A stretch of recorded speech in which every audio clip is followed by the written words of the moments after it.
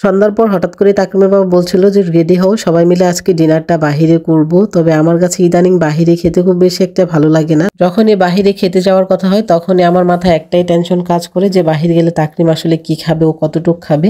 তাকরিম হওয়ার পর আমার বাহিরে খেতে একদমই ভালো লাগে না।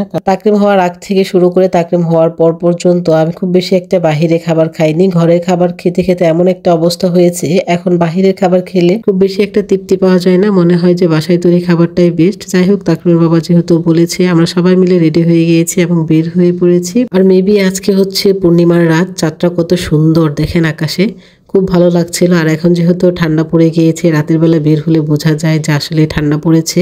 বাইরে হালকা হালকা কুয়াশা ছিল। আমরা যেহেতু সন্ধ্যার পরপরই বের হয়েছি, 7টার দিকে বের হয়েছি, কারণ ডিনার করতে করতে ফিরে আসতে আসতে বেশটা সময় লাগবে। আর সাথে তাকরিম ছিল, ও যেহেতু ছোট, ওর কথা মাথায় রেখে আমরা হচ্ছে ডিনার করতে একটু সন্ধ্যায় গিয়েছিলাম। আর রেস্টুরেন্টটা আমাদের বাসা থেকে একদমই কাছে, রিক্সা দিয়ে যেতে 5 মিনিটের মতো সময় লাগে। তারপরে বের হয়ে পড়েছে। আমরা প্রথম যেটাতে আসছিলাম সেটা আসলে আনফরচুনেটলি বুকিং ছিল।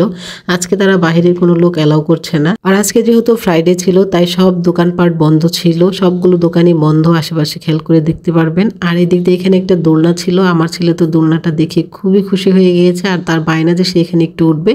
যাই হোক, ওকে একটু হচ্ছে দোলনাতে বসিয়ে আমরা আবার আরেকটা রেস্টুরেন্টে চলে আসলাম। তারপর আমরা খাবার দাবার অর্ডার করে খাবারের জন্য অপেক্ষা করছিলাম। আর এই সময়টুকু আসলে আমার কাছে খুবই বোরিং লাগে, কাটতেই চায় না। আর এদিক দিয়ে আমি আর তাকরিম মিলে একটু ভিডিও করছিলাম, ও সবাইকে হাই বলছিল। আর ওই দিক দিয়ে তাকরিম আর তাকরিমের দাদু দুইজনে মিলে গল্প করছিল, মোবাইল টিপছিল। যাই হোক, তাকরিমকে কিছুতেই শান্ত রাখতে পারছিলাম না। তাকরিম এক একজনের টেবিলে যেয়ে দুষ্টামি করছিল, অবশেষে ওকে কার্টুন দিয়ে বসিয়ে দিলাম। আর ইদানিং তাকরিম খুবই দুষ্টামি করে, বড় হচ্ছে আর মনে হয় দুষ্টামিটা বাড়ছে। যাই হোক, অবশেষে আমাদের স্যুপটা চলে আসছে। আমরা এখানে থাই স্যুপ অর্ডার করেছিলাম, ভাবছিলাম যে তাকরিম এটা একটু খাবে, কিন্তু না, তাকরিম এটা একটু মুখে দেয়নি, তবে একটু মাশরুম আর চিকেন খেয়েছে। যাই হোক, যেটুকু খেয়েছে সেটুকু হচ্ছে আলহামদুলিল্লাহ। ও তো আসলে ওইভাবে বাহিরে খাবার খেয়ে অভ্যস্ত না, একটু একটু শিখছে। আর নিয়েছিলাম ফ্রাইড রাইস, চিকেন মশলা, চিকেন ফ্রাই। বাহিরে গেলে নর্মালি আমরা এই আইটেমগুলোই খেয়ে থাকি, আর চিকেনটা একটু রাখি, তাকরিম চিকেনটা খুবই পছন্দ করে।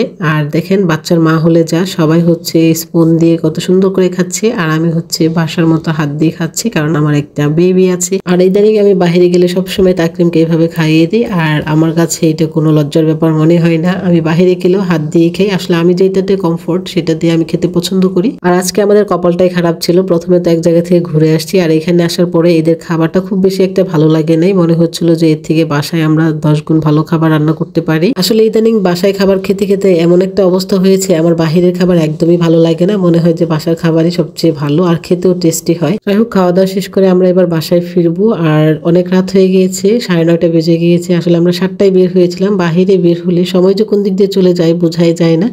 আর শীতের রাত, অনেকটাই রাত হয়ে গিয়েছে। এখন সবাই ভালো থাকবেন, আমাদের জন্য দোয়া করবেন। আল্লাহ হাফেজ।